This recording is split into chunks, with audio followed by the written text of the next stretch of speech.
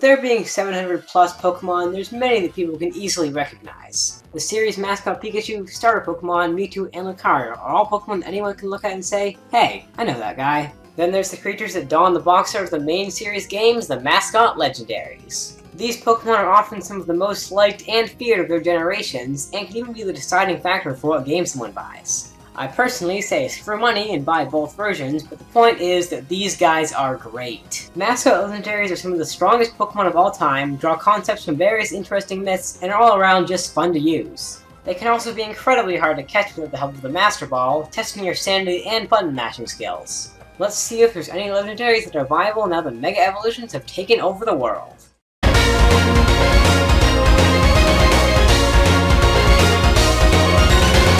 One of my favorite types in the series is Water, but unfortunately, there isn't that great a selection of Water-type Legendaries, much less Mascots. But there is one that I like quite a bit, and, like the rest of its trio, it got a boost that it certainly did not need last November. I am of course referring to Kyogre. All of your superpowered Water types don't have anything on this Leviathan from the endless waters of Hoenn. First off, there's Kyogre's insane stats, which in its primal form are the highest of any Water-type Pokemon. With special stats that rival attack and defense form Deoxys, and attack stat that's also fantastic, the Alpha Flashlight is not something to be messed with. And you can have all this power while still being able to use a Mega Evolution. It's so beautiful. Primal Kyogre also comes packed in the Infinite Rain creating Primordial Sea ability, something that California could really use right about now. And while Primal Kyogre is here tearing up the metagame, normal Kyogre is pretty squished in its own way. It's still incredibly strong, boasting powerful water-type moves such as Hydro Pump and Origin Pulse, but the reason I like this form of Kyogre so much is just because it's so calm.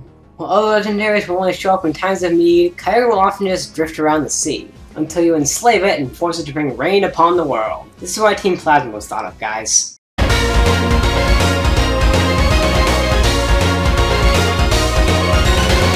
Oh goody, it's another member of the Weather Trio. Kyogre may have been a semi-gentle giant, but Groudon is an earth-splitting behemoth monster. It's got spikes all over to let you know that it means business. I've been told that your intimidation is measured by the number of spikes you have in your body. Stat-wise, Groudon's pretty much the same as Kyogre, with its physical stats being its high points and its special stats, though both are very high.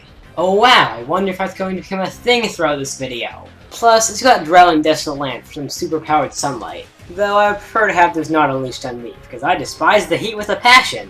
So why do I like Groudon more than Kyogre? Well, that would mostly be for its design and lore. For one thing, red is my favorite color, so that's a point, I guess. Also, I feel that Primal Groudon's design just works better than Primal Kyogre's. Instead of just adding lights to part of it, like with Kyogre, Game Freak went the extra mile, trying to make the cracks in Groudon's plates seem like lava, complementing its ground fire typing. Oh, and adding lava to anything just makes it cool. When it comes to Groudon's powers in the lore and the whole expanding the landmass thing, I've gotta say, I'm all for it. The water in Hoenn definitely overstayed its welcome a bit, so getting rid of some of the region's more tedious routes would be a welcome change. Just don't come after our real-life oceans, okay? We need someplace to corral the crazy college students.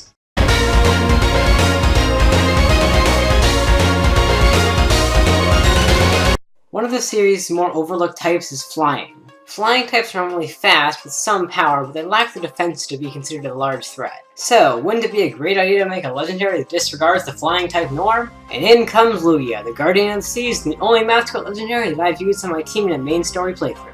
My Lujah Shadow was one of the stars of my team during my first Soul Silver playthrough, dominating with its strength and variety of moves. And even though I hardly remember anything about that playthrough, I still like Lujah a lot in general. Lujah has a simple design, but with those hand-shaped wings and roaring face, it's pretty intimidating. Just being able to cause freaking hurricanes by flapping its wings wasn't enough for Game Freak, so they just had to add a little rawr. When I said that Lujah breaks the flying type norm, I mean it's one of the bulkiest flying types in existence. With 130 defense and 154 special defense, this thing can take more than a few hits before going down. It's also got a bunch of moves like Ancient Power, Extrasensory, Hydro Pump, and Dragon Rush. Lujah also happens to have one of my favorite signature moves, Aeroblast. It may not be the best move for cooling yourself off in the summer, but it packs a punch with 100 base power and enhanced critical hit ratio. As for its inspiration, Lujah is based off the Ryujin, a dragon from Shinto mythology who lives in a castle underwater. It also draws inspiration from, of all things, the beluga whale. Yes, this flying beast is based off this cute thing. This is logic. Not quite as deep as some of the stuff we see today, but Lujah and Hoenn were the first Mascot legendaries, so it's nice that Game Freak was getting these things right from the start.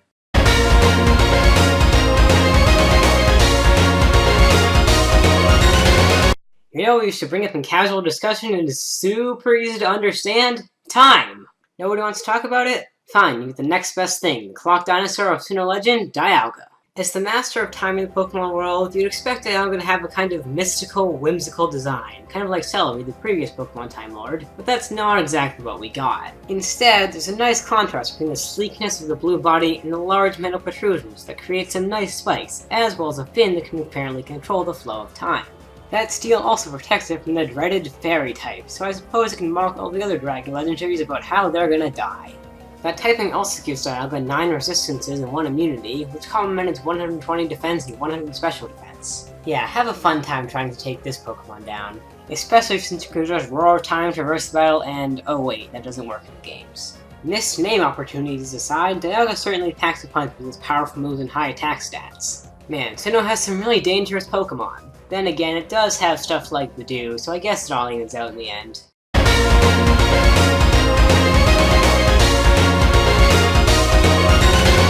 One of the most unpopular types in existence is Ice. I can see why people dislike it, but it's one of my personal favorites. Maybe it's because I've grown to love cold weather, something it's kind of needed to enjoy the New England winter, or maybe it's because I've always had a good experience with Ice Pokemon. Still, it's nice to get an Ice-type Pokemon that can really kick butt, like Kyurem, the mascot of Pokemon Black 2 and White 2. Kyurem may just be one of the most menacing Pokemon ever, with those piercing yellow eyes, rugged ice covering its body, and a tendency to kind of, eat people. What is this, Attack on Titan? Well, fine then. Another menacing thing about Kyurem is the lore behind it. Its backstory about emerging from a meteorite and terrorizing Lacanosa Town is dark enough, but its Pokedex entries describe something even cooler. The whole deal with Universe Legendaries is that they're based on yin and yang, with Kyurem symbolizing Lujah, the absence of those. Its Pokedex entries talk about how it waits for a hero to come who will fill that absence, which I just think is a cool tidbit of information. Well, the hero has arrived, with the magical DNA splicers in hand. Bow before me, Ice Dragon! I want to be OP. Even in the Mega Evolution era, Kyurem is the strongest Ice-type Pokemon out there, with a base stat total of 660, reliable speed and defenses, and some nice HP and attack stats. It's got some powerful moves to back those stats up, like Blizzard, Outrage, Dragon Pulse, and its signature move, Glaciate. And when you add some Reshiram and Zekrom DNA, you get absolute monsters. Black Kyurem and White Kyurem are insane, with some real fusiony designs and base stat totals of 700. Apparently some wings, arms, and rocket tails are enough to add 40 stat points. White Kyurem is more specially based, while Black Kyurem is more physically based, and they both come with their own signature move, Ice Burn or Freeze Shock. And those two are the reason why I'll be curled up in my pillow fort next winter until the snow demons have finished doing their dances.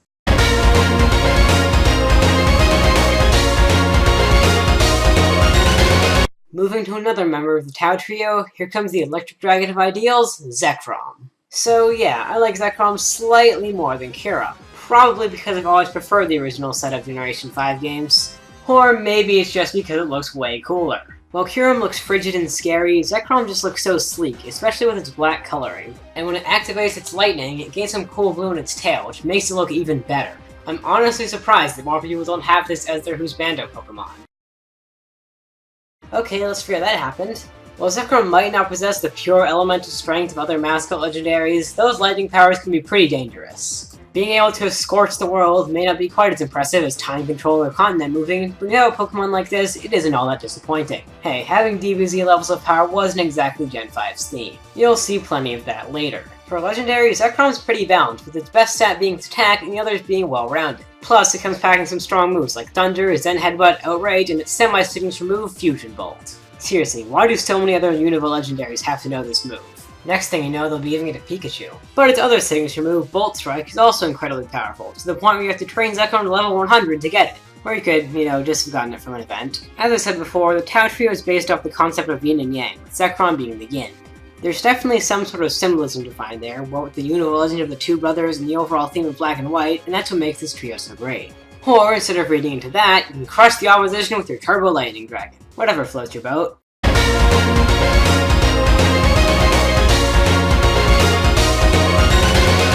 I can't think of a good way to introduce this Pokemon, so just take a look at this.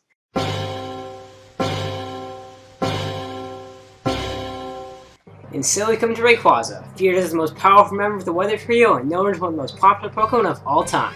Being based off various myths, mostly the Zizber and Quetzalcoatl, Rayquaza looks and acts its part, descending from the sky in times of need. Then you can catch it and massacre all of the earthly peasants. This thing is powerful enough on its own, with high attack stats, powerful attacks, and ability that negates weather, but if it knows Dragon Ascent, the world is not safe. So, yeah, Mega Rayquaza, the Mega Evolution no one expected or asked for. It's one of the most broken things to appear in the series, and I love it. First off, it has the highest base stats of any Pokemon and attack stats that rival attack form Deoxys. And unlike the latter, it has defenses that allow it to survive beyond one hit. And by the time it goes down, it'll already have wiped out most of your team. With those high attack stats and stab, dragon, and flying type moves, this thing hits like a missile-powered battering ram. And you can even give it an item so it's more powerful. Or you could give it something like a Flame Orb. Please, this thing doesn't need to be any more powerful. It's also got this tiny little ability called Delta String, which can blow away rain, hail, sunlight, and the weaknesses of flying types. Pokemon science, everybody. It also decides to go full god with its design with those mouth horns and long glowing tendrils. When Mega Rayquaza was introduced into the game, it took the metagame and smashed it into a million tiny pieces, and then, well, I'll let it explain itself. And I ate the pieces. It was good. Yeah, and after it was done, it decided to open its own tier because the Pikmins and Uber were not good enough for it. This thing is going to destroy the world. It just helped that asteroid because it wanted to have the honor of ending humanity itself.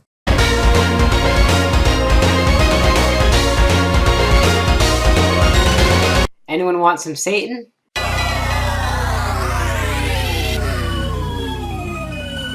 Ah yes, Giratina, the mascot of my first Pokemon game in the Devil of the Pokemon universe. As the first and still one of the only Ghost-type legendaries, Giratina helps bring a type code of obscurity and make it feared in battle. With its demonic wings, dark color scheme, towering figure, and many, many spikes, this Pokemon is definitely one that was banished to the Distortion world for a reason. And it looks just as creepy in there, too. Oh yeah, and did I forget to mention? This thing controls an entire dimension with trippy gravity and a dark ambiance. It's one of the best parts of Pokemon Platinum. Oh yeah, and it's strong.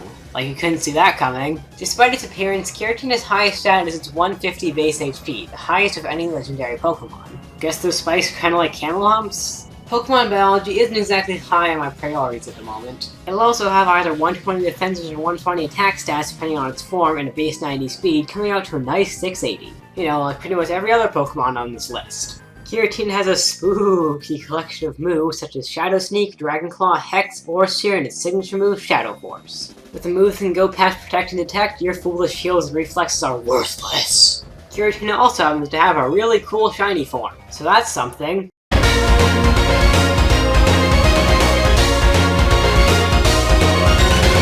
I probably could have tried a little harder to keep these two separate, but because they're so similar and so equally amazing, I felt that I should keep them both here.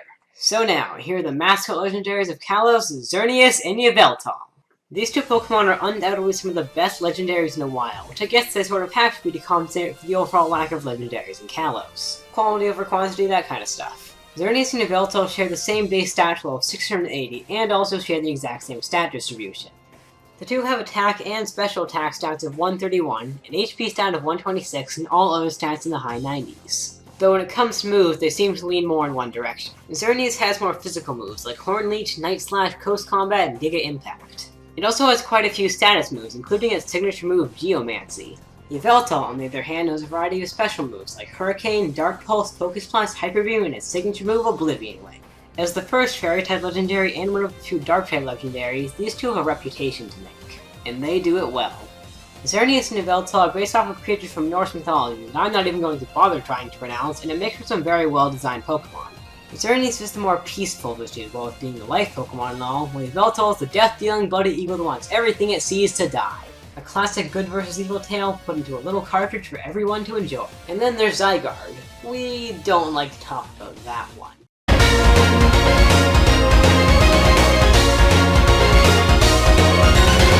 Considering there aren't that many mascots left to choose from, you might already know my number one choice. I've talked about the other members of its trio thus far, so it's finally time to send my favorite mascot legendary into battle. I present to you the mascot of my favorite Pokemon game, Reshiram. I love this Pokemon for a number of reasons. One of the things that I like most about it is its design. Reshiram looks absolutely majestic with its flowing mane, widespread wings, and flame turbine, making it one of my favorite designs in the series. I may not like the fire type as much as other people, but this is one that I can definitely get behind. In battle, Reshiram is a special attacker, the opposite of Zekrom. With a base special attack stat of 150 and plenty of powerful moves such as Dragon Pulse, Fusion Flare, Hyper Voice, and Extra Sensory, you can have a lot of fun with Reshiram. It also has the move Blue Flare with a whopping 130 power and a 20% chance to burn the target. Cause who doesn't love Blue Arson? When I saw this Pokemon for the first time, I knew that I was going to love Unova. Everything about it, from its airy, natural design to its fiery nature, just drew me to it, and it led me to one of my favorite games of all time. This has been Yellow Weasel, and when Pokemon Black and White inevitably get remade in 10 years, Reshiram and Zekrom better return with some sizzling new forms. See you in the Dark World.